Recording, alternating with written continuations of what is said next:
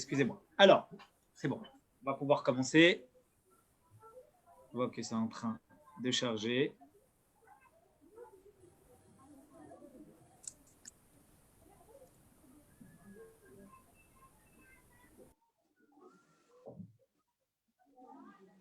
L'écran, donc, c'est bon, vous le voyez bien comme il faut? Ouais. Oui, mais il y a plein de photos. C'est pas encore, hein. C'est pas encore, vous ne le voyez pas? Alors, je le relance tout de suite. Hop. Et là. Alors, David, vous pouvez permettre le chat? Oui, bien sûr, bien sûr. Merci. Là, sécurité. C'est bon. Là, c'est bon? Il est permis? Oui, merci. Super. OK. Moi, j'ai pas le texte, hein. J'ai rien. J'ai un écran technique. Alors, par rapport à ça, on va. Merci, merci pour l'info. Non, ce n'est pas un problème technique, en fait. C'est juste moi qui a fermé la page. Et là, vous allez la revoir, logiquement. Maintenant, c'est blanc. Ouais. Et là? Voilà, c'est bon. Bon? Ouais, On est bon? Allez. Super. Alors, on va aujourd'hui aborder 3 choses, d'accord, qui sont finalement très actuelles d'un point de vue de la paracha, mais également très actuelles dans la mesure où c'est l'objet de nos consommations, de ce qu'on mange. Vous savez, ce qui est permis et ce qui est interdit, la cache-route en général, c'est le thème de la semaine, on va en parler aujourd'hui. On en reparlera jeudi, si Dieu veut, jeudi matin. C'est marqué que finalement, ce qu'on mange, c'est ce qu'on est. Parce qu'automatiquement, ce qu'on mange se transforme en nutriments. C'est ce qui nous donne notre énergie pour toute la journée être en mesure de pouvoir être en forme. C'est ce qui nourrit nos membres. Et donc, finalement, ça devient notre être. Voilà pourquoi les règles de cache-route, elles sont très précises. Parce qu'en fait, si on analyse finalement chaque chose que Dieu a décidé comme étant cachère ou n'étant pas cachère, eh bien, on se rend compte que dans, je dirais, la conception, l'essence même de la bête ou des caractéristiques qui sont cachères et qui ne sont pas cachères, on peut retrouver un enseignement, je dirais, une dynamique vers laquelle l'homme doit ou ne doit pas aller en fonction de ce qu'il peut consommer ou ne doit pas consommer. Pourtant, il s'avère que dans la paracha de la semaine, eh bien, vous savez que Yaakov, il mène une bataille avec l'ange d'Esav. Et à la fin de la bataille avec l'ange d'Esav, l'ange d'Esav lui met un coup au niveau de la hanche. Et la Torah nous dit, Alken, c'est pour cela que lo yochlu guide anaché, on ne pourra pas manger le guide anaché, c'est pas ce que c'est pour l'instant le guide anaché, adayom jusqu'à aujourd'hui. Et comme la Torah est intemporelle, alors le adayom jusqu'à aujourd'hui, c'est pas quelque chose qui est limité dans le temps, au moment de l'écriture ou un peu plus tard, mais c'est quelque chose qui a priori est éternel. On ne peut pas manger le guide anaché. Vous allez me dire, oui, mais quand Mashiach va venir, c'est pas la même chose. Parce que toutes les règles de cache-route, si certaines vont être inversées, il y en a qui disent, vous savez, bien, le chazir, par exemple, on pourra le manger quand Mashiach viendra. Oui, mais dans les règles de cache-route, les autres règles de cache-route de la Torah, c'est pas marqué adayom, jusqu'à aujourd'hui. C'est marqué, vous ne pouvez pas manger. Ce qui veut donc dire qu'il n'y a pas de limite de temps. Il n'y a pas de temps qui est précisé. Ce qui veut donc dire qu'il peut y avoir un moment où les choses, elles vont être inversées. Elles vont être changées. Mais quand c'est marqué adayom jusqu'à aujourd'hui, cela veut donc dire que la chose telle qu'elle est explicitée, expliquée dans la Torah, eh bien, si un jour on en vient à changer cette chose, ça voudrait donc dire qu'on en viendrait à dire qu'une partie de la Torah doit être changée, qu'une partie de la Torah n'est plus exacte telle qu'elle. Voilà pourquoi le guide anaché l'interdit de consommer cette partie, ce nerf sciatique, comme on va le voir maintenant, c'est quelque chose qui est éternel pour toujours. Alors on va se poser plein de questions. Déjà, on va essayer rapidement de comprendre eh bien, où est-ce qu'il se situe. qu'est-ce qu'on peut manger. Alors, je ne suis pas chocrette, j'ai essayé de me documenter chez des personnes qui connaissent, pas sur la souris d'agneau, Antoine, mais sur d'autres choses en tout cas, voilà, sur cette image qu'on va voir. Et ils m'ont donné quelques Et indications. j'ai Ebri qui Autrement, a répondu, qui m'a donné la définition. mais la Il y a vérité, Michel Antoine, Ebri même qui avec m'a la donné définition, si jamais. je l'ai lu dans les grandes lignes, mais la vérité, monsieur Henry, je n'ai pas plus compris c'est quoi. Je vous dis franchement. Mais peut-être que dans l'image, avec le texte que vous avez marqué, vous allez réussir à repérer dans cette image exactement de quoi on est en train de parler. Mais en tout cas, ce qui est sûr, c'est qu'on va se poser la question. D'où vient le terme guide anaché? À partir de quand il a été interdit? À qui il a été interdit? Quelles sont les preuves dans la Torah qu'on a comme quoi les Juifs, depuis l'époque de Jacob, ont commencé à respecter le principe du guide anaché? Est-ce que cet interdit-là, il a la même valeur que tous les autres commandements de la Torah? C'est-à-dire, est-ce qu'il a la même valeur? Est-ce qu'il est né au même moment que les autres commandements? Est-ce qu'il est né avant? Est-ce que son application, elle se fait de la même façon? Et concrètement parlant, aujourd'hui, comment ça porte? Alors, on va se poser ces questions-là par rapport au guide anaché, dans le texte, dans l'image que nous avons ici. Et après, on va rentrer dans toute la discussion au moment de la bataille entre l'ange et Yaakov. Que s'est-il passé? Et ça va nous amener à nous poser certaines questions sur le devoir de l'ange d'Ésav dans cette bataille face à Yaakov. On rentrera beaucoup plus en profondeur jeudi, parce que ça sera le but. Mais en tout cas, déjà de comprendre quel est finalement le fruit de cette discussion. Et pourquoi l'ange demande à un moment de remonter? Parce qu'il dit, il faut que tu me lâches, parce que maintenant, c'est le moment où je dois remonter chez Dieu. Qu'est-ce qu'il va faire? Il dit qu'il doit aller louer Dieu. C'est quoi les louanges que les anges portent à Dieu? Est-ce que c'est les mêmes filotes, les mêmes prières que nous faisons? Alors, on rentre dans le vif du sujet. Le guide anaché, c'est ce qu'on appelle aujourd'hui le nerf sciatique. D'accord? Alors, le nerf sciatique, je vais me permettre la notation, juste que vous puissiez voir le curseur. Vous voyez le curseur là? Oui. La souris? Bien. Donc, le guide anaché, vous voyez qu'il part d'ici, d'en haut, et il descend. Donc, c'est un seul nerf, mais à un moment, il se sépare en trois ramifications, on va dire ça comme ça. Excusez-moi de ne pas maîtriser les termes exacts. Alors, il y en a une partie qui va ici, à l'intérieur, on appelle le guide pnimi, on appelle le nerf intérieur. D'accord? Il va à l'intérieur. On a une autre partie qui lui-même part en deux et qui s'appelle le nerf extérieur. On le voit parce que, effectivement, là, c'est un peu en 3D, mais le nerf intérieur, il va vers l'intérieur de la patte, alors que le nerf extérieur, il va vers l'extérieur de la patte. On le voit. Ce n'est pas en fait l'un devant l'autre. C'est les deux qui sont en relief, ils sont superposés, sauf que l'un, il va vers l'intérieur et l'autre, il va vers l'extérieur. OK? Et toutes ces petites ramifications, ces petits nerfs qui sont issus des nerfs intérieurs et des nerfs extérieurs, eh bien, ils sont aussi considérés comme le nerf sciatique. Ce qui veut dire que le nerf sciatique, finalement, ce n'est pas juste la partie supérieure où il n'y a pas encore de ramification, mais c'est dès le départ, depuis ces trois petites ramifications au départ, jusque dans les dernières petites ramifications de toutes les baies, de tous ces nerfs-là en jaune que nous voyons. Et donc, lorsqu'il est question de ne pas pouvoir consommer le guide anaché, le nerf sciatique, c'est pas juste allez, j'enlève ce nerf-là, la partie et c'est tout.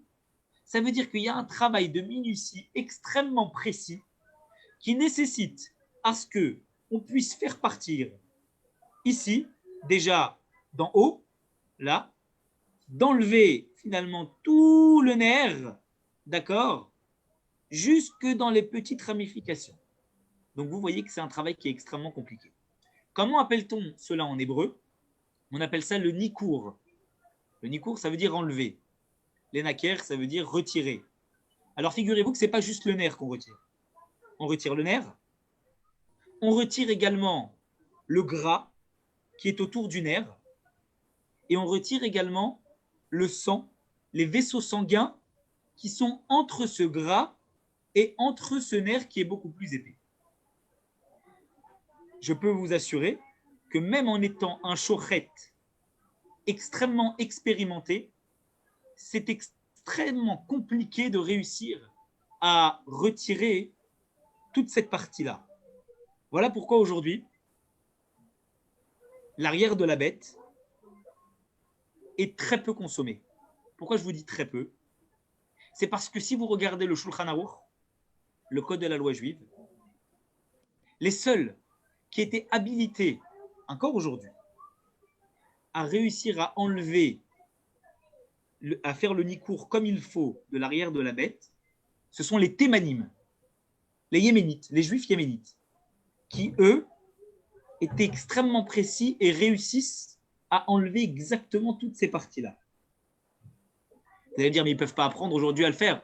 On sait très bien que les meilleures parties de la bête, ce sont les parties de l'arrière de la bête. C'est les meilleurs morceaux. Eh bien, figurez-vous qu'on peut faire un calcul très simple. Ça coûterait tellement de temps, ok, de pouvoir le faire. Et finalement, le temps, vous le savez, c'est de l'argent. Mais l'idée, c'est qu'en fait, ce n'est pas juste que ça prend du temps. C'est que quand vous retirez ce nerf-là, les parties de chair, certes très très bonnes, mais qui se consomment, ce sont des tout petits morceaux. Et donc du coup, eh bien, les distributeurs, les shochatim, ils ont fait un rapide calcul. Ils ont dit le temps que ça va nous prendre d'enlever le nerf sciatique et toute cette partie-là, et ensuite de commencer à récupérer des petits morceaux pour ensuite les revendre, ça ne vaut pas le coup. Donc ils ont dit, l'arrière de la bête, on ne le prend pas. Alors comment ça se passe concrètement? J'ai demandé à un distributeur de viande, il y a un rave qui donne sa hashgacha. Il m'a expliqué qu'aujourd'hui, il y a deux solutions.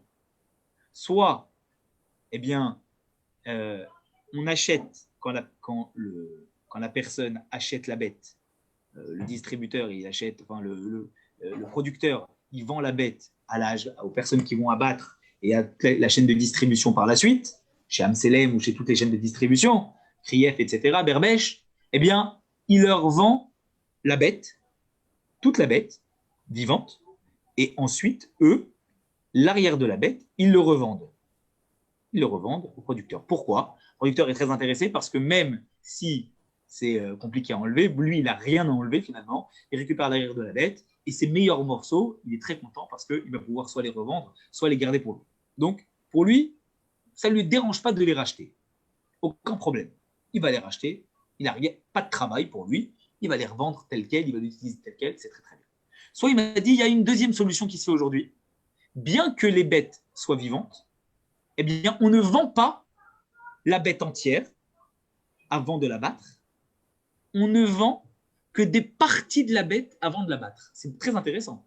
Ça veut dire qu'en fait, la bête, elle est vivante, mais déjà, c'est conclu au moment de la transaction entre le producteur, l'agriculteur, l'éleveur et la personne qui vont mener la chaîne de distribution, de production, de distribution de la bête, on lui achète que la partie avant de la bête. Donc déjà, avant la shrita, c'est pas qu'on achète tout et qu'on revend, c'est qu'on achète que les parties supérieures. Et donc, après, les parties inférieures, elle lui revend. Ça l'intéresse, encore une fois, pourquoi? Parce que pour lui, ça l'arrange. Ça l'arrange d'acheter et de récupérer l'arrière de la bête, c'est le meilleur.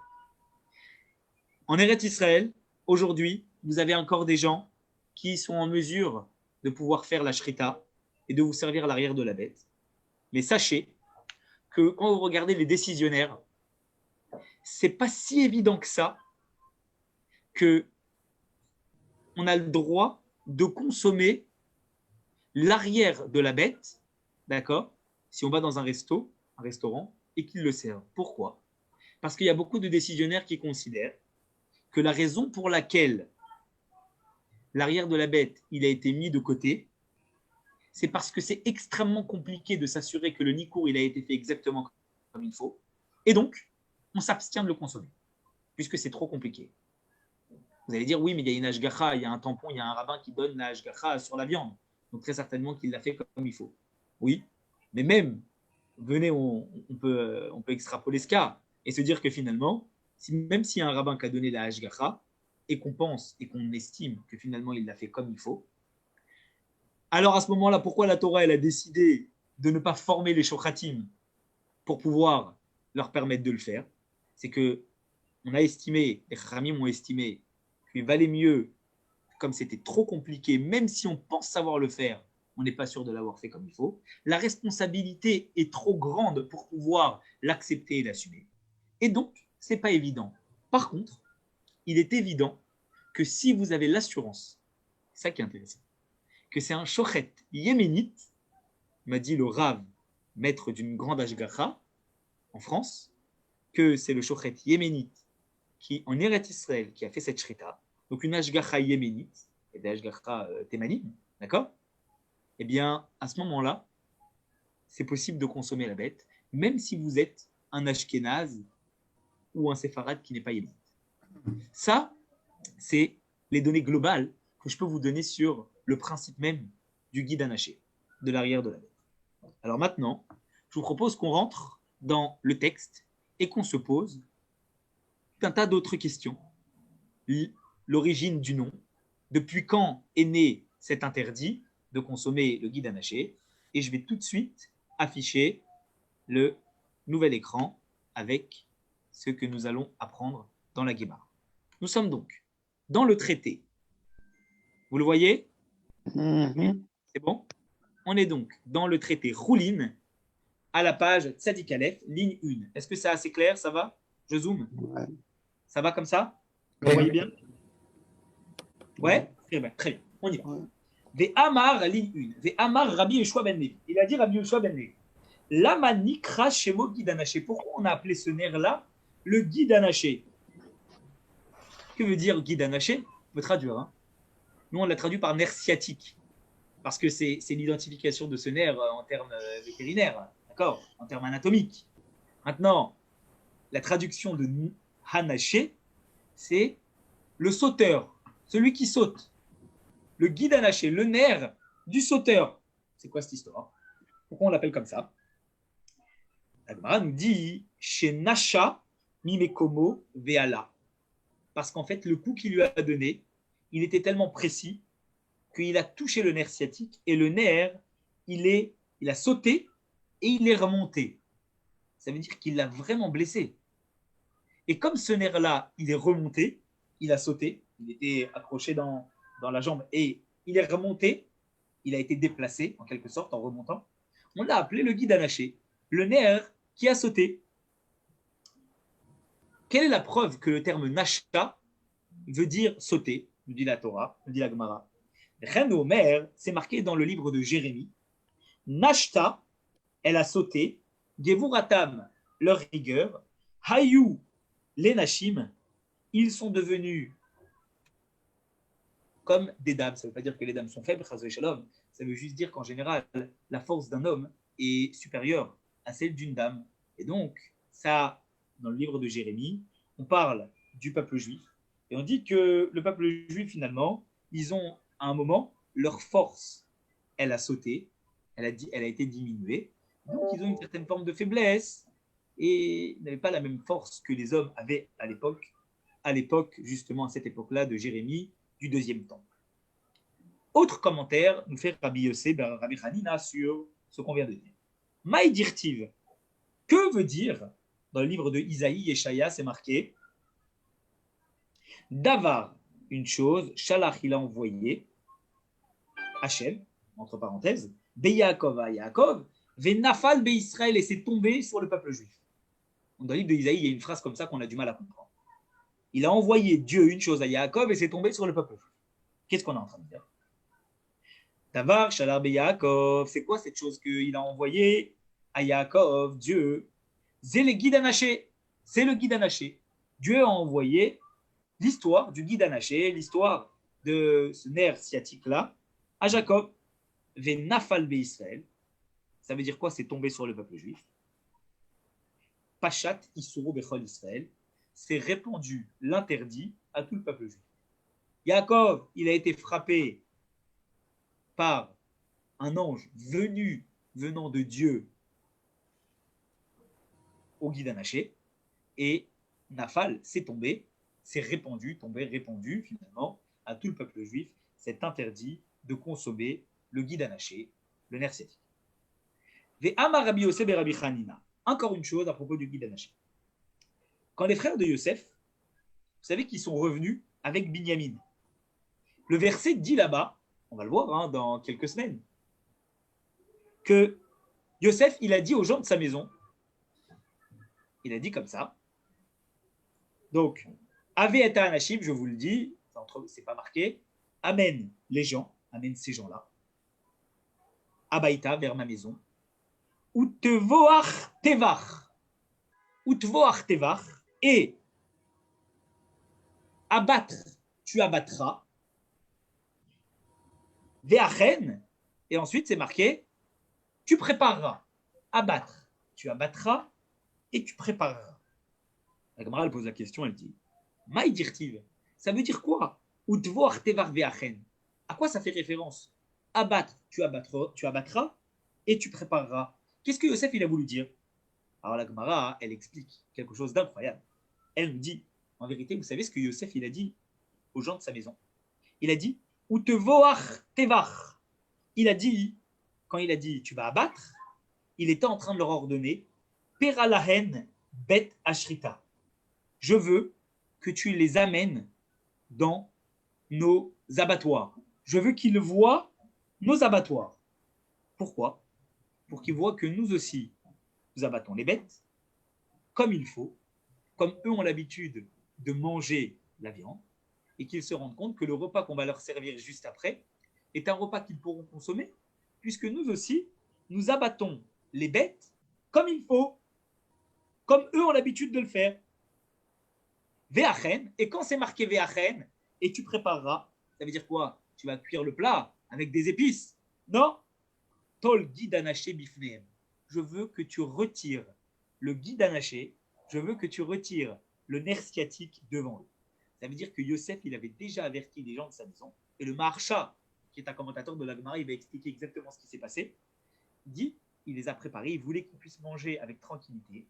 Il a dit, d'abord, tu vas leur montrer les abattoirs, qu'ils se rendent compte qu'on fait exactement comme eux. Et toi, le guide anaché, et tu vas retirer ensuite le guide anaché de devant eux. Alors le Maharsha, il nous dit en fait, oui. Mais tout ça avant le don de la Torah, donc. Exactement, et c'est sur ça qu'on va aboutir finalement. Parce qu'on introduit, comme on a dit tout à l'heure, la question qu'on va se poser de savoir à quel moment est né l'interdit. Eh bien, on va voir tout de suite, ça va nous apporter une précision de savoir à quel moment ça s'est fait. Alors ça soulève plusieurs questions. Déjà de savoir qui l'a fait. Le Maharsha nous dit, il faut savoir que celui qui a été mandaté pour enlever le guide anaché, c'est Ménaché, son fils, le fils de Yosef. Par contre, il n'a pas ordonné à Ménaché de faire la shrita. Pourquoi? D'où on le sait. Il dit parce que Tvoar Tevar, ce n'est pas un ordre. Abattre, on abattra, ce n'est pas considéré comme un ordre en hébreu. Ce n'est pas un tzivui, ce n'est pas la forme impérative. Par contre, Ve'achen, c'est la forme, vous ne m'entendez pas? C'est la forme impérative. Donc, ça veut dire il a donné un ordre à propos d'enlever le guide anaché, mais il n'a pas donné d'ordre d'abattre. Comme si que abattre, c'était une formalité, et donc il leur demande simplement de lui montrer, il ne leur donne pas un ordre, juste qu'ils puissent passer devant les abattoirs. Par contre, il utilise la forme impérative à propos du fait de, justement, d'enlever le guide anaché, parce que ça, c'est un ordre qu'il est en train de donner à son fils Ménaché, de pouvoir faire cela. Quand même une question. C'est quoi toute cette histoire-là? Yosef, il ne s'est pas encore révélé à ses frères. Pourtant, il veut qu'il voit qu'il enlève le guide anaché. Alors, comment il peut demander ça? Qu'il enlève le guide anaché s'il ne s'est pas révélé à ses frères? Soit tu te révèles à tes frères, et à ce moment-là, ils ne vont pas avoir de questions. Soit tu ne t'es pas révélé à tes frères, et qu'est-ce que tu es en train de leur dire en voulant les faire passer devant les abattoirs et en voulant qu'ils voient que tu enlèves le guide anaché? Donc, tu es en train de leur faire une révélation. Tu veux à demi-mot leur montrer que tu enlèves le guide anaché. Alors, le Maharsha, il explique, il cite le Tiferet Israël. Et il dit en fait, Tiferet Yaakov, pardon, pas Tiferet Israël, Tiferet Yaakov. Il dit que finalement, c'est très simple. Abattre les bêtes, Tout le monde le faisait à cette époque-là.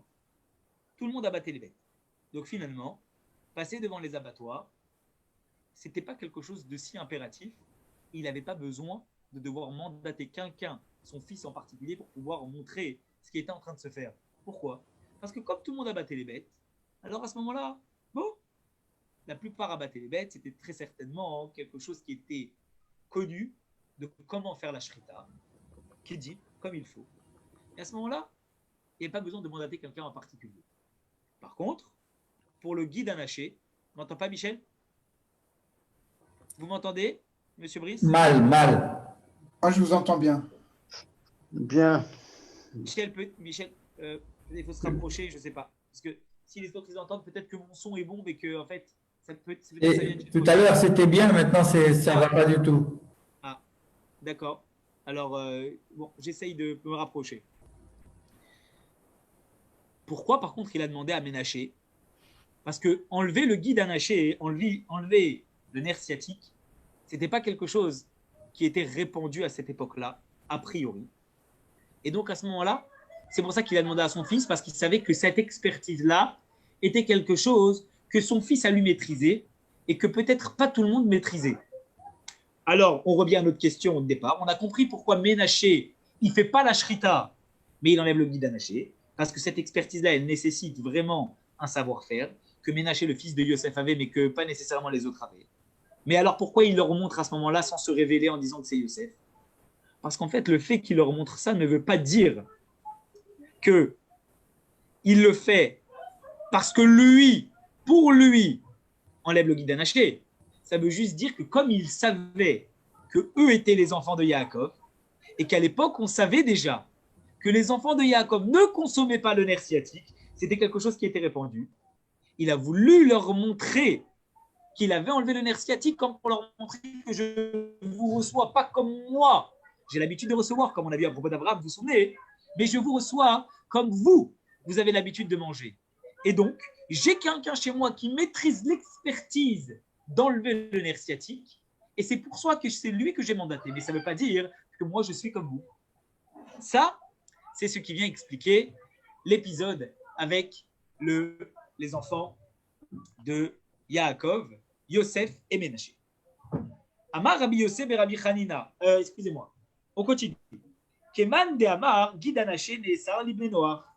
C'est comme, finalement, ce qu'on vient de dire, que le guide anaché, ça correspond à ce qu'on vient de dire, avec l'avis qui considère que le guide anaché a été interdit, l'Ibné Noach, aux enfants de Noé. Ça veut dire déjà à partir des enfants de Noé. Alors là, le Maharsha, il explique, il dit non, quand on dit des enfants de Noé, on ne parle pas ici de tous les enfants de Noé. On parle exclusivement de Yaakov. Ça veut dire que c'était les gens qui respectaient la Torah depuis l'histoire de Noé. Les enfants de Noé, c'était qui? Shem, respectait lui déjà toute la Torah. Abraham, Tarouach HaKodesh, respectait toute la Torah. De même Yitzhak, de même Yaakov. Ces gens-là, ils respectaient toute la Torah. Alors à ce moment-là, ça veut donc dire que finalement, eh bien, le guide anaché est quelque chose qui, d'après un avis, quand les patriarches respectaient toute la Torah, ils respectaient aussi le principe du guide anaché, le principe d'enlever le nerf sciatique. Mais Dieu ne leur avait pas ordonné. Vous vous souvenez, notre chiour, la semaine dernière, sur le fait qu'Yaakov s'est marié avec plusieurs sœurs, on a dit qu'il y avait des choses qui n'ont pas été ordonnées mais qui est respectées. Et quand c'est devenu un ordre, alors à ce moment-là, il est respecté.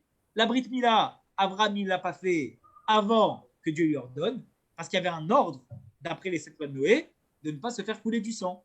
Dès qu'il a reçu l'ordre, à ce moment-là, il y a quelque chose de nouveau qui est rentré dans le panorama, et c'est venu créer l'exception sur cette loi de Noé de ne pas se faire couler du sang. Et c'est pour ça qu'il l'a fait.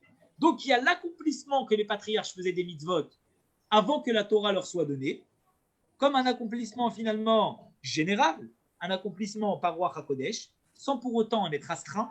Et dès que Dieu donne l'ordre, à ce moment-là, c'est plus juste, comme toutes les autres mitzvot, avant que la Torah soit donnée, quelque chose qu'on fait par inspiration divine, mais c'est quelque chose qui prend une force de loi comme un ordre de Dieu. Et c'est exactement ce qui s'est passé avec le guide anaché. Le guide anaché, était une mitzvah qui était respectée déjà depuis Shem, Bnei Noach, Shem, le fils de Noé. Abraham aussi, Yitzhak aussi, Yaakov aussi.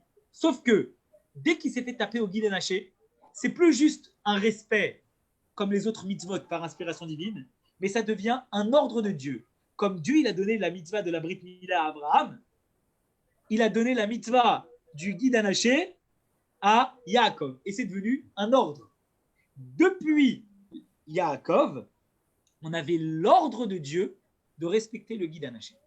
Voilà pourquoi on met l'accent sur le fait que Yosef a fait en sorte d'enlever le guide anaché pour ses frères, parce que ce n'était pas juste comme l'accomplissement des autres mitzvot par inspiration divine, sans sanctification de la matière, mais là, c'était quelque chose qui était réellement à devoir appliquer, parce que Dieu en a donné l'ordre déjà à Yaakov au moment de l'épisode avec la bataille de l'ange.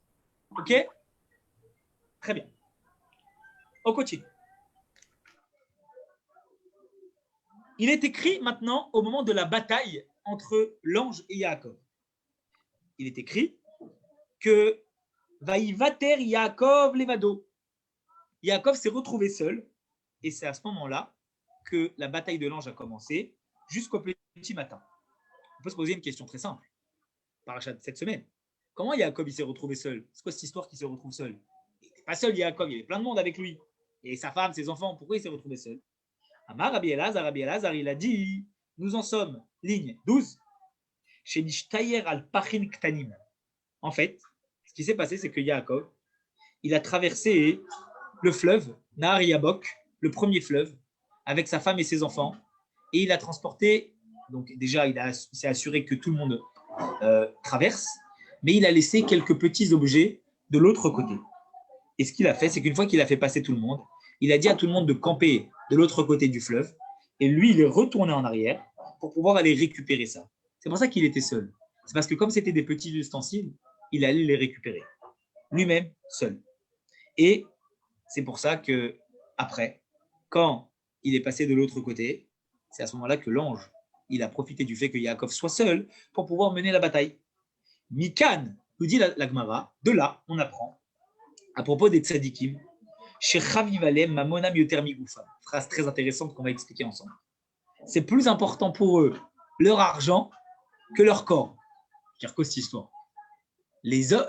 Attendez, la valeur de la vie, la valeur du corps. Et pourtant, on est en train de dire ici que pour les tzadikim, c'est plus important leur argent que leur corps. Comment c'est possible de dire quelque chose comme ça? Ça ne veut rien dire. Pas possible. Alors pourquoi on dit ça? Kol kachlama. Tellement. Comment tu peux dire quelque chose comme ça?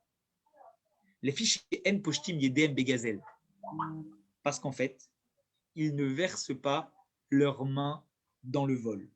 Autrement dit, la raison pour laquelle on est en train d'apprendre que les tzadikim, c'est plus important pour eux leur argent que leur corps, c'est parce que Yaakov, il a pris le risque de retourner seul pour récupérer des choses, des petits objets de malheur. Donc, les petits objets sont plus importants que sa vie. La preuve, c'est qu'il a pris le risque d'y aller seul.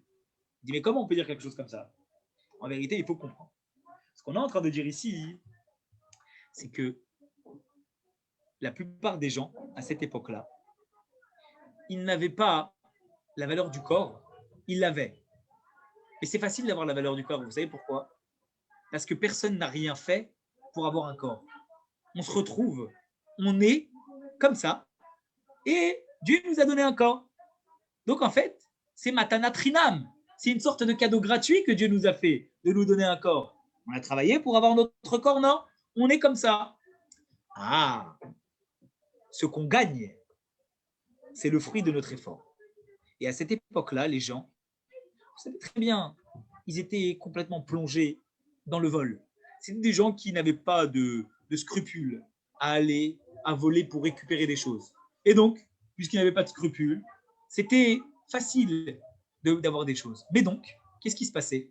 Puisqu'ils volaient, alors à ce moment-là, ils n'avaient pas la valeur des choses, de ce qu'ils gagnaient. Pourquoi? Parce qu'ils allaient, ils volaient, ils profitaient, et quand ils avaient envie d'autre chose, eh ben, ils mettaient de côté ce qu'ils avaient volé avant, et ils profitaient de nouvelles choses. Ce qui veut donc dire que la valeur des biens possédés n'avait pas une valeur réelle à cette époque-là, parce qu'elle n'était acquis, il n'était acquis ces biens-là, essentiellement et majoritairement que par le fruit du vol. On est en train de dire que Yaakov, c'est totalement différent. Yaakov, je vous rappelle qu'il a travaillé 7 ans, et 7 ans, et encore 7 ans chez Lavan, et il a dû batailler. Ronnie, tu es avec nous? Ronnie, ça va? Ok, très bien.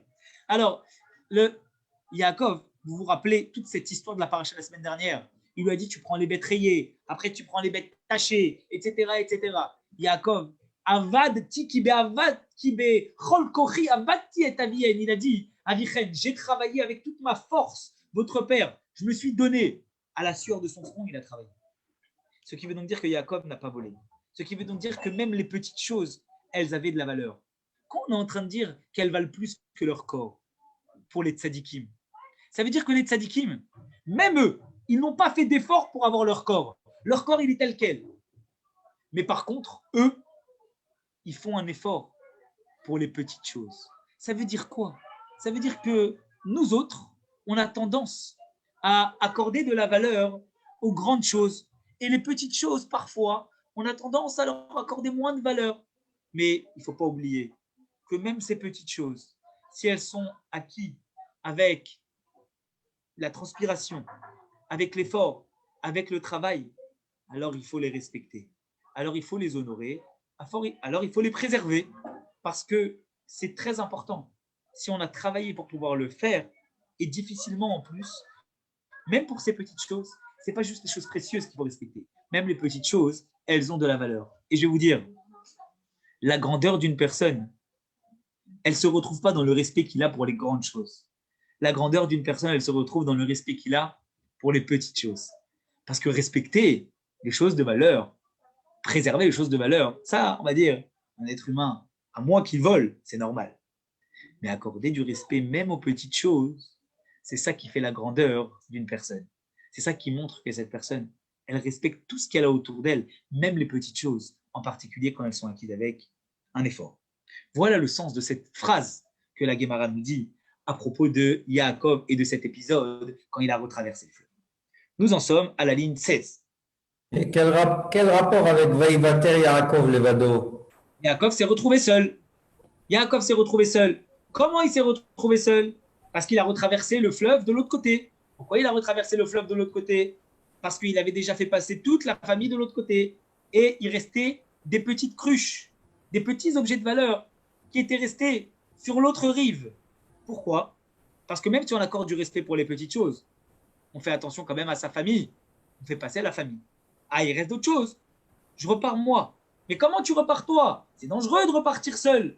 Je repars seul chercher les choses. Parce que pour moi, ces petites choses, elles sont importantes. Mais ta vie, elle n'est pas importante si elle est importante.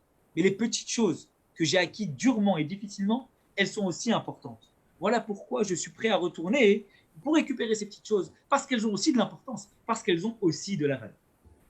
Ok, Michel? Ça marche. Ok.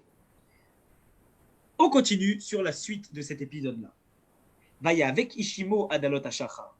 Et il s'est battu avec un homme jusqu'au petit matin. Amar Rabbi Yitzhak, il a dit Rabbi Yitzhak, Mikan, on apprend de là, les Talmid Racham, que pour un Talmid Racham, chez Lo Yetse Yechidi Balaïla, il ne faut pas qu'il parte et qu'il reste seul la nuit, parce que voilà, Yaakov, il est parti seul, il aurait pu prendre des enfants avec lui, mais il est parti seul, et l'ange a profité que le Talmid Racham, il soit seul, pour pouvoir justement venir et mener une bataille avec lui. Donc c'est dangereux. On ne reste pas seul la nuit, encore plus pour un Talmid Racham. Alors la Torah va nous donner plusieurs preuves qu'on ne reste pas seul la nuit. Que quand on arrive dans un endroit, eh bien on passe la nuit dans cet endroit-là et on ne prend pas la route la nuit, seul, ou même quand on n'est pas seul, il vaut mieux éviter parce que c'est dangereux. Rabbi Abba Bar Kahana Amar.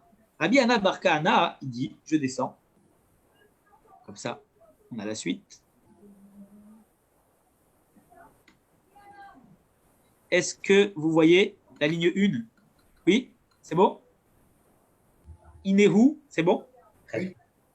Iné ou Zoré, voilà qu'il est en train de battre et Goren à Séorim, il est en train de battre dans le, comment dire, dans la grange d'orge. J'explique. L'histoire de Ruth, vous connaissez Boaz. Quand Ruth elle est allée dans les champs et qu'elle a vu qu'il y avait Boaz, Naomi, sa belle-mère, elle a vu par Roi HaKodesh qu'il y avait quelque chose de grand qui naîtrait de cette relation entre Ruth et Boaz. Elle lui a dit, il faut que tu retournes et tu vas à la grange. Il est en train de battre l'orge dans la grange. Halaïla, cette nuit. Question tout de suite que la Gemara elle pose. Elle dit, ça veut dire quoi? Il est en train de battre l'orge dans la grange la nuit? Mais non, il est en train de battre l'orge la journée. Il est certainement en train de dormir. Mais elle lui a dit, tu vas retourner là-bas, comme ça, tu vas te marier avec lui. Et de là va naître quelque chose d'incroyable. David Amelech est né de la relation entre Boaz et Ruth. Donc elle a vu par Roi HaKodesh qu'il fallait absolument qu'elle retourne. Question, sous-entendu de la Gemara. Quel rapport? Il est là-bas, il est rentré chez lui la nuit, demain matin il retournera. Pourquoi elle a envoyé Ruth? Naomi a envoyé Ruth là-bas dans la grange la nuit. Elle avait qu'à l'envoyer chez lui à la maison. Non. La Gemara nous dit que de là on apprend que comme c'était un travail extrêmement compliqué de battre l'orge et que le temps était extrêmement limité, alors Boaz, qu'est-ce qu'il faisait? Il battait l'orge jusqu'à très tard le soir. Et comme il battait jusqu'à très tard le soir l'orge, et qu'il ne voulait pas rentrer seul la nuit chez lui à la maison parce que c'est dangereux, alors à ce moment-là, elle lui a dit, tu peux aller tranquillement rejoindre Boaz là-bas, dans la grange, parce que c'est sûr qu'il a fini très tard de battre l'orge et qu'il est encore là-bas parce qu'il ne va pas rentrer seul. De là, on apprend qu'on ne se balade pas seul la nuit. Ok? Deuxième preuve, Meacha. Rabbi Abaou Amar, Rabbi Abaou il dit, Meacha, on apprend d'un autre endroit, on ne se balade pas seul la nuit. Vayash kem Avram baboker vayachavosh et de Gomer. Quand il y a Avram, il est parti faire Akedat Yitzhak. Pourtant, il n'était pas seul. C'est marqué qu'il s'est levé tôt le matin et il a scellé son âne. Ah bon, mais pourquoi il s'est levé tôt le matin? Il n'aurait pas pu partir pendant la nuit. S'il voulait arriver tôt, quand tu veux arriver tôt dans un endroit, tu pars la nuit. Et comme ça, tu peux tranquillement aller. Non. Il s'est levé tôt le matin parce qu'Abraham, la nuit, ne se baladait pas seul, bien qu'Abraham était extrêmement fort. De là, on apprend que la nuit, un tzaddik, il ne se balade pas. Il attend le matin, il se lève tôt le matin, et c'est là-bas, c'est à ce moment-là qu'il se lève. Rabbanan Amré. Les Rabbanan, ils disent, autre preuve, ligne 3. Meacha, on l'apprend d'un autre endroit. Il est écrit que, vous savez, dans Parashat Vayeshev, semaine prochaine, Yaakov, il a envoyé son fils Yosef voir comment allaient ses frères. Il leur a dit, Lechna, va s'il te plaît, Re et Shlom Achecha, va voir comment se portent tes frères, et Shlom Atzon, et comment se porte le troupeau. De là qu'on apprend que Yaakov, il a envoyé Yosef, d'accord? Il lui a dit, Lechna Re, va s'il te plaît, vois pourquoi il l'a envoyé. Parce que on apprend de là qu'il aurait pu l'envoyer la nuit, mais il s'est dit que là c'est le jour, et puisque c'est le jour et qu'ils sont là-bas, alors il peut envoyer sans risque Yosef seul aller les voir. Autrement dit, Yaakov n'aurait jamais demandé à Yosef d'aller voir si ses frères allaient bien si c'était la nuit. Mais comme c'était la journée qu'ils s'occupaient du troupeau, Yaakov n'a pas hésité à envoyer Yosef seul aller voir ce qui se passait. De là, on apprend que seul la journée, on peut se balader, mais la nuit, seul, il ne faut pas, c'est sûr et certain. Et même avec du monde, on apprend de Abraham, on évite de se balader. Encore une source. Ravama, Rabbi dit, Meacha, on l'apprend d'ici, à un autre endroit. Vaizrachlo Hashemesh. Il est écrit que quand Yaakov il s'est battu avec le malach, dans notre paracha, avec l'ange, le soleil s'est mis à éclairer. Le soleil s'est mis à briller quand Kacher Avar et Pénouel, quand il a passé Pénouel. Amar Rabbi Akiva il dit, Sha'alti et Rabban Gamliel. Un jour, j'ai demandé à Rabban Gamliel d'être Rabbi Yeshua. Et Rabbi Yeshua, chez Alchou Likach Behema les Mishtebeno. Un jour, ils sont allés, Rabban Gamliel et Rabbi Yeshua, chercher une bête pour préparer le mariage du fils de Rabban Gamliel, Beno chez Rabban Gamliel. Ktiv, un jour, je lui ai posé la question. Je lui ai dit, c'est écrit dans la paracha de Vaishlach, Vaizrachlo Hashemesh, et le soleil lui a éclairé. Pourquoi on dit le soleil lui a éclairé? Un soleil, ça éclaire pas seul. Ça éclaire pas qu'à une seule personne. Ça éclaire à plein de personnes. C'est quoi le soleil l'a éclairé lui? Non, le soleil, il éclaire tout le monde. Pourquoi le soleil l'a éclairé lui, à Yaakov, à ce moment-là? Le soleil, il éclaire au monde entier. Pourquoi tu dis à une seule personne? Amar, Rabbi Yitzhak, qui dit Rabbi Yitzhak, Shemeshaba Abba Avuro. En vérité, il faut savoir que le soleil, il est venu avant l'heure pour lui. Zachaba Avuro. Il est venu avant l'heure éclairé pour lui. Dire-t-il comme c'est écrit. Vayetse Yaakov Be'er-Sheva. Je vous rappelle. Yaakov, il est sorti de Be'er-Sheva. Vayelech Harana. Il est parti à Haran. Ok. Donc Yaakov, parachat Vayetse la semaine dernière, sorti de Be'er-Sheva, il va à Haran. Ou Ktiv, c'est écrit juste après. Vaïvga Bamakom. Il s'est arrêté dans l'endroit. Quel était cet endroit-là? L'endroit, c'était Aramoria, l'endroit saint. Un endroit extrêmement saint hein, qui était en Israël. Question. Vous vous rendez pas compte qu'il y a un souci dans cette phrase? Vayete Yaakov Be'er-Sheva, Vayelech Harana. Yaakov, il est sorti de Be'er-Sheva, il est allé à Haran, et après on dit qu'il s'est arrêté sur le chemin parce qu'il était en Eretz Israël, Aramoria. Il y a un problème. La phrase, elle ne devrait pas être comme ça. Si je suis en train d'expliquer le voyage de Yaakov, j'aurais dû dire Vayete Yaakov Be'er-Sheva. Yaakov est sorti de Be'er-Sheva. Vaïvga Bamakom. Il s'est arrêté à un endroit parce qu'il a vu que le soleil était en train de partir. Il va à Shemesh parce que le soleil partait. Et après, Vayelech Harana, il est allé à Haran. Pourtant, là, on dit il est sorti de Be'er-Sheva. Il est allé à Haran. Donc, il est parti en dehors de la terre d'Israël. Et c'est seulement après ça qu'on est en train de dire Vaïvga Bamakom, il s'est arrêté dans l'endroit. Mais il s'est arrêté dans l'endroit entre le moment où il est sorti de Be'er-Sheva et le moment où il est allé à Haran. Pourquoi tu dis d'abord qu'il est allé à Haran et seulement après tu dis qu'il s'est arrêté dans l'endroit de Be'er-Sheva? Géographiquement parlant, ça ne tient pas cette histoire. Alors la Gemara, elle explique. Elle dit en fait, je vais t'expliquer ce qui s'est passé. Kimata, quand Yaakov est arrivé à Haran, en fait, il est d'abord allé à Haran. Il est parti de Be'er-Sheva. Il est allé direct à Haran. Et quand il est arrivé à Haran, Amar, il s'est dit Yaakov, Efshar avarti alma comme sheitpalelu avot haivani lo itpalalti. Est-ce que c'est possible que je vais aller, je suis passé par un endroit où mes pères ont prié et moi je n'ai pas prié? Quand est-ce qu'Abraham et Yitzhak ont prié là-bas? Eh bien, Abraham et Yitzhak, ils ont prié là-bas au moment de la Kedat Yitzhak, puisque la Kedat Yitzhak, elle a eu lieu là-bas, sur le Har Moria. Donc Abraham et Yitzhak étaient déjà allés là-bas au moment de la ligature d'Yitzhak. Et Jacob, il s'est dit, attends, je suis passé par un endroit où mes pères ont prié, ils ont reçu une révélation de Dieu, et je ne me suis pas arrêté. Qu'est-ce qu'il a fait, Yaakov, alors qu'il était déjà à Haran? Tout de suite, Yaakov, il a eu l'ambition, il s'est dit, je retourne sur mon chemin, je repars à Aramoria pour aller prier, parce que ce n'est pas normal. Et qu'est-ce qui s'est passé quand il a voulu faire ça? À ce moment-là, Kaftzaleara, et Dieu a raccourci le chemin. Et il s'est retrouvé Miyad Vaïvka Bamakom, et tout de suite, il s'est retrouvé dans l'endroit. Dès que Yaakov a entrepris de vouloir repartir en direction de Haran, alors à ce moment-là, tout de suite après, eh bien, il s'est dit, non, pas possible. Hop, et dès qu'il s'est tourné, Dieu a fait un miracle, il s'est retrouvé à Aramoria. Voilà pourquoi on dit d'abord, il est sorti de Be'er-Sheva, il est allé à Haran, parce que c'est ce qui s'est passé. Et seulement après, il s'est arrêté dans l'endroit, parce que c'est seulement après qu'il est retourné à Aramoria. Et ça, on ne le sait pas quand on lit la paracha. Eh bien, si on n'apprend pas la Gemara dans Choulin, on pense que c'est entre les deux, mais ce n'est pas entre les deux. D'abord, il arrive à Haran et après, il est reparti. Et après, il a prié à Aramoria. Kad Tzale Bahe le Meida. Et c'est seulement quand il a fini de prier qu'il est retourné. Amar Akadosh Baruch Hu, il est retourné à Haran. Akadosh Baruch Hu, il a dit, Tzadik Ze, ce Tzadik-là, Yaakov, Ba les bêtes Méloni, il vient dans l'endroit où je vais construire plus tard mon temple.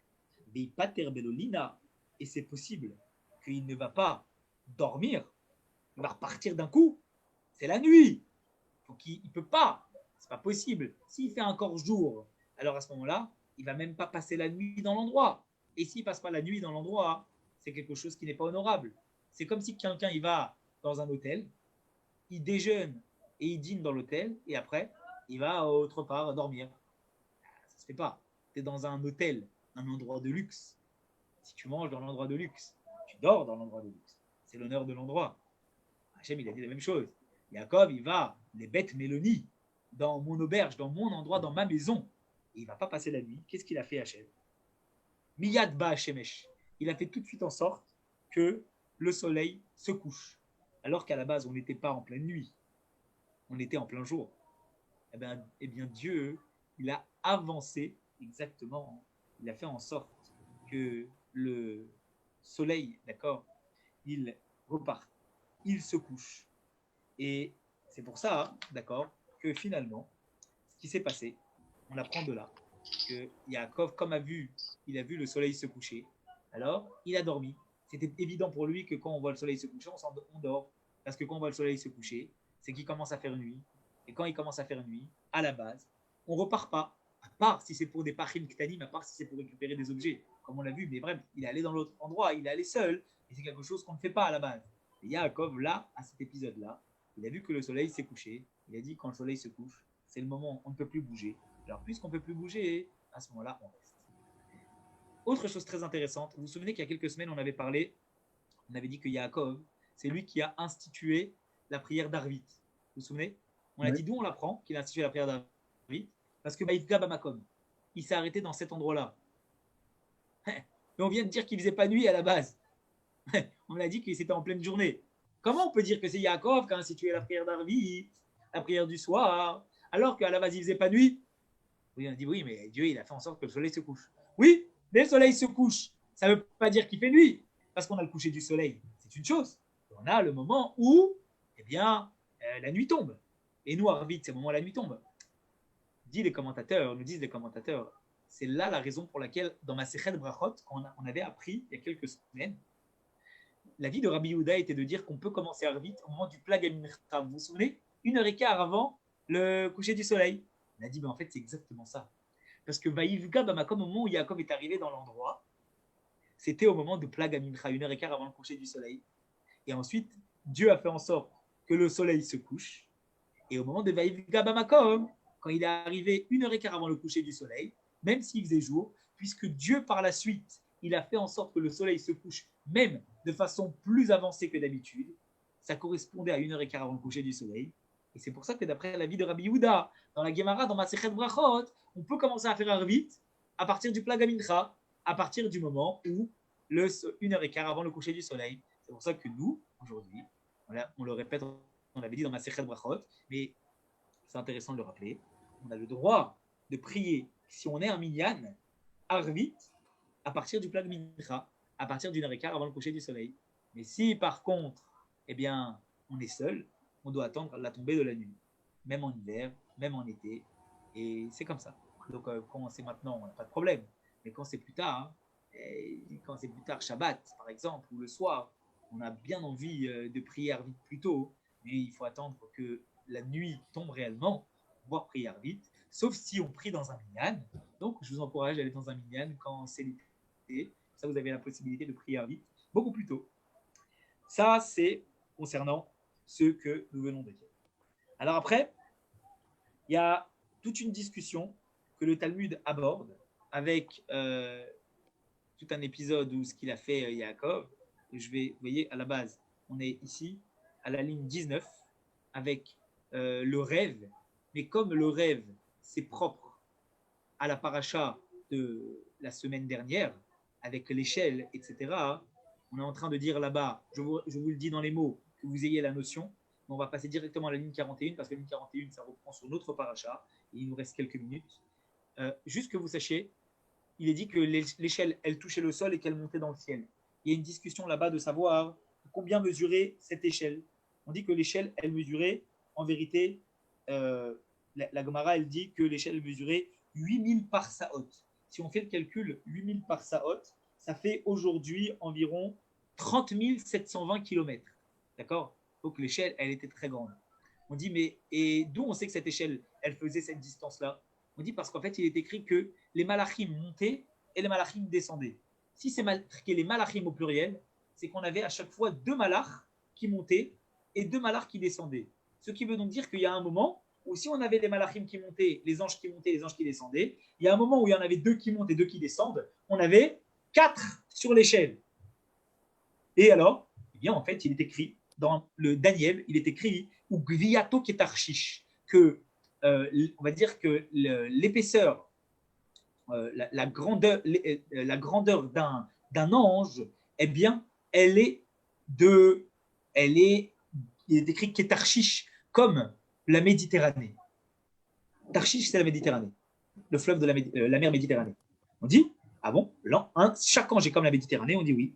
Et c'est écrit que Gemir et Tarshish très alfé par ça, que la Méditerranée, elle fait en vérité 2000 par saot. Elle fait 2000 par saot. Donc si vous voulez savoir exactement, on sait que, on vient de le dire, que 8000 par saot, c'est 30 720, d'accord? Donc on va diviser 30 720 par 4 et 7680 km la mer Méditerranée. C'est comme ça, on pourra vérifier, hein, apparemment, d'après la Gemara, la mer Méditerranée, elle fait 7620 km.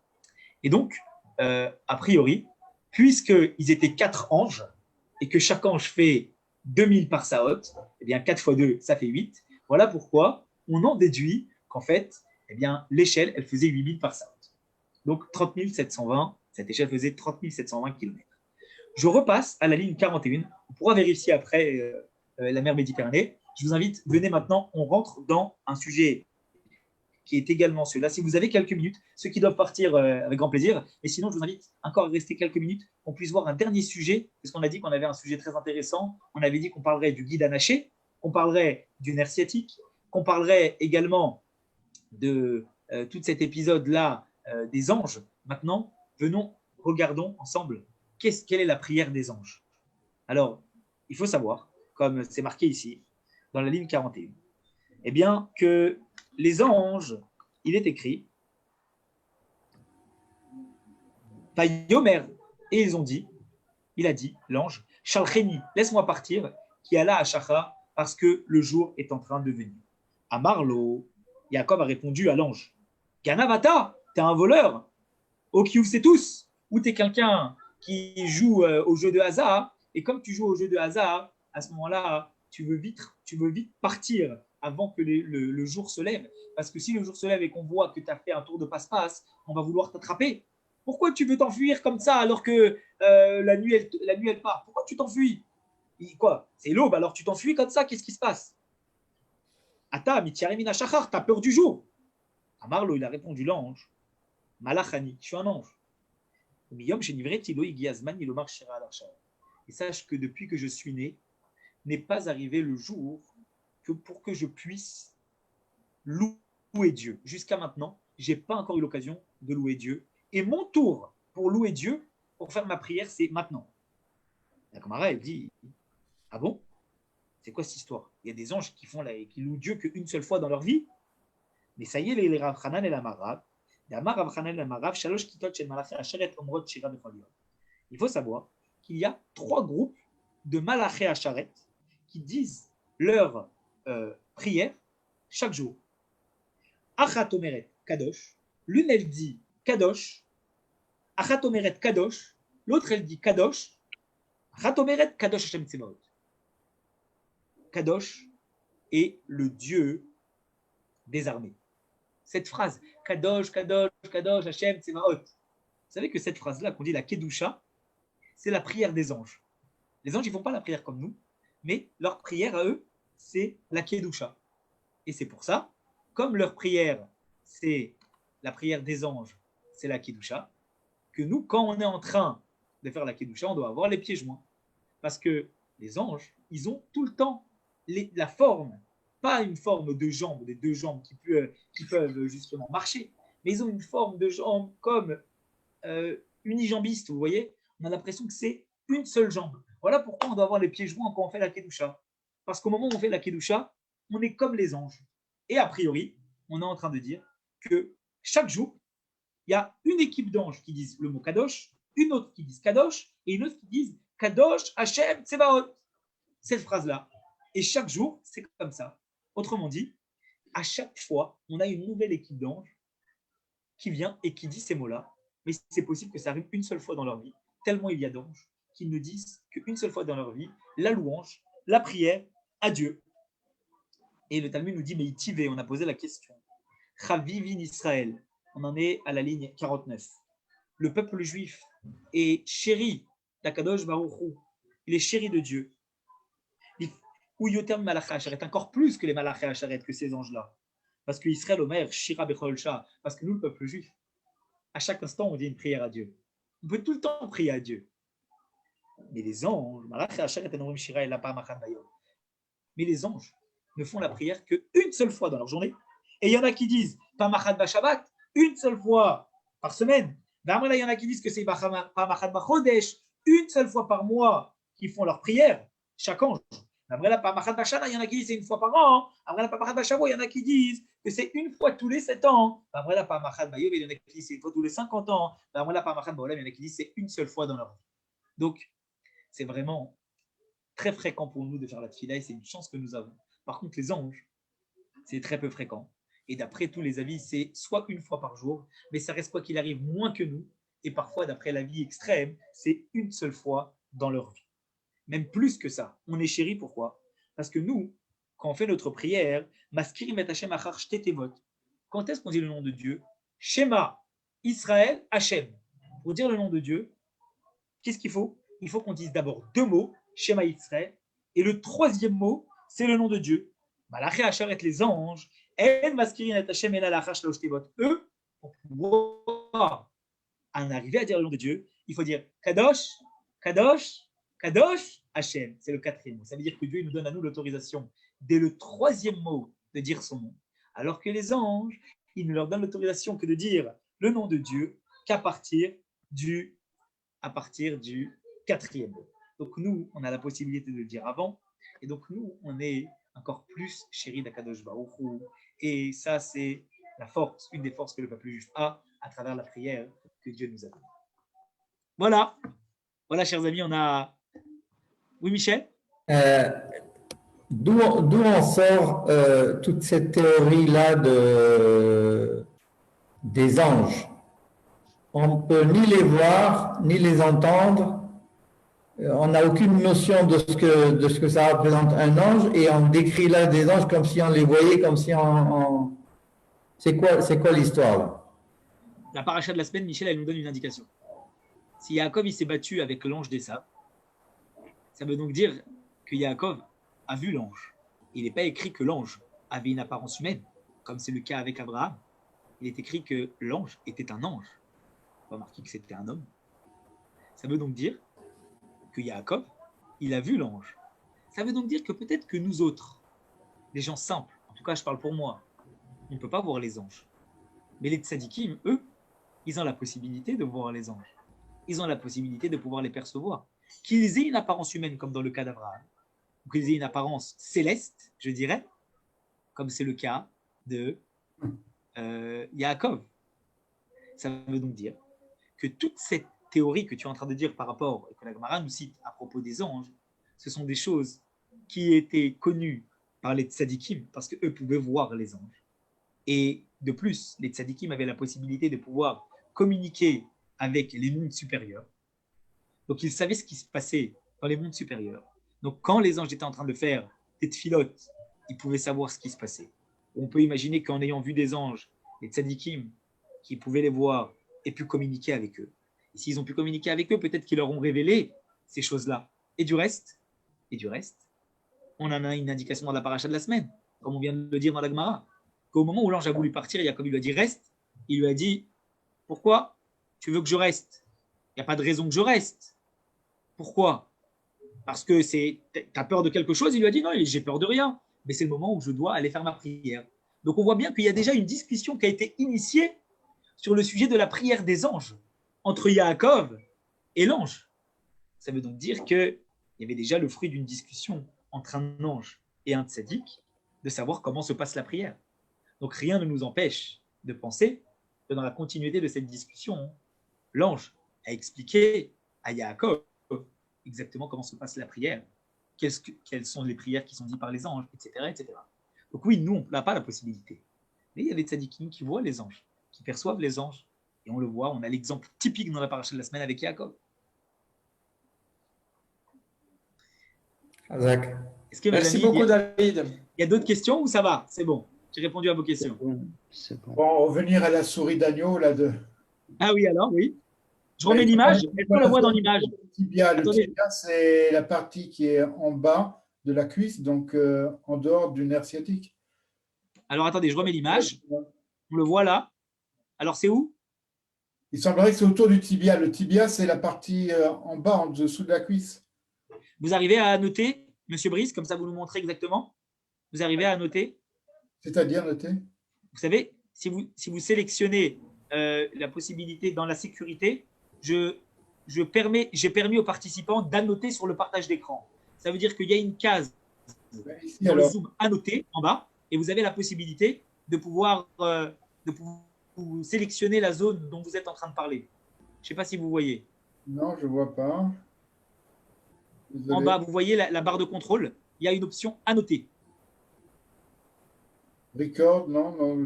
D'abord, je mets en anglais, mais non, je ne le vois pas. Ah, vous n'avez pas? D'accord. Le Alors, tibia, c'est en dessous, là, le tibia, c'est donc la partie en dessous de la cuisse. en dessous de la cuisse, oui. Montrez-la moi, c'est là. Je dirige la souris. Hein. Je ne vois pas votre souris. Vous voyez pas la souris? Allez-y avec votre souris. Ouais. Là, vous voyez la souris? Plus bas. Ben, là où il y a le tibia, en fait, plus bas. Là, Là, oui. Enfin, un peu juste au-dessus de là. là. Voilà, là, c'est le tibia, n'est-ce pas? OK. Donc, ce serait de la viande autour de cette zone-là. Là, ici, là, cette partie-là. Oui, oui, tout à Ça veut fait. dire que ça, c'est un muscle. Ça veut donc dire que finalement, si j'annote, hop, dessiner, je ne sais pas si je peux dessiner. Logiquement, je peux annoter. Mais non. Oh là là, là, j'ai fait quelque chose qu'il ne fallait pas faire. Bref, en tout cas, c'est là. Non, bref, j'y arrive pas.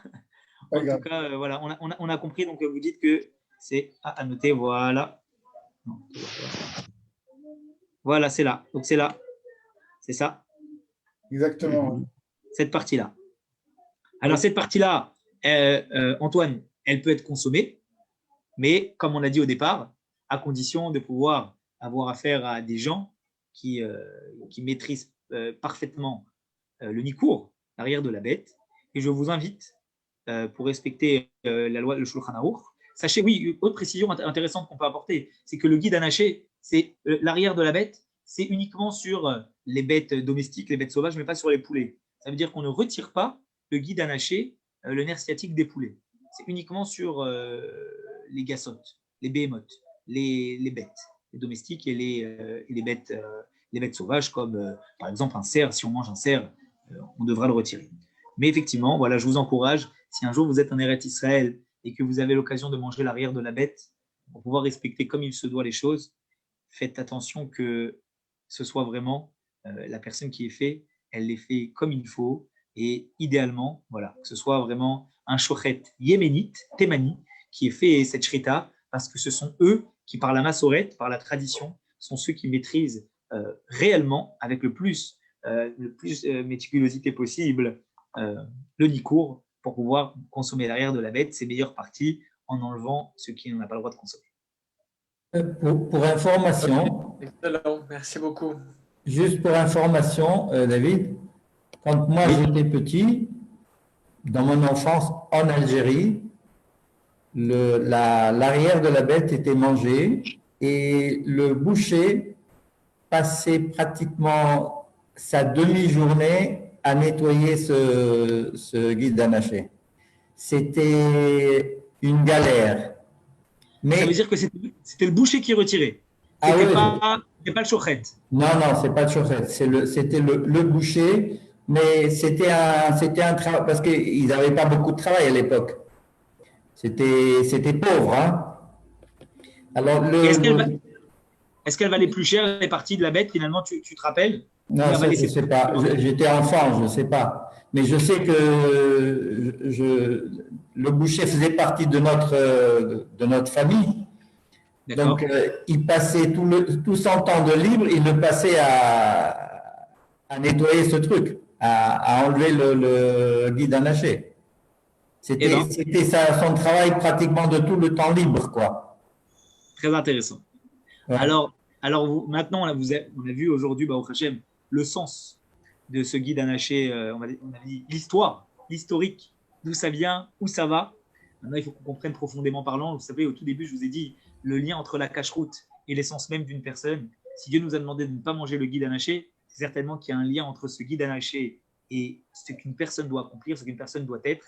Et pour ça, pour le sens profond de la raison pour laquelle nous ne mangeons pas le guide anaché, on va se retrouver Bezrat Hashem jeudi matin à 10h30 pour la suite de ce cours sur le nerf sciatique, de façon plus profonde, Al-Pi Chassidut. Merci. Merci On se beaucoup. reverra très très bientôt. S'il y a des questions, n'hésitez pas. Je suis à vos dispositions en privé également. Des bonnes nouvelles. À toi aussi, à vous aussi, pardon. All to, des bonnes nouvelles. Chazak à tout le monde.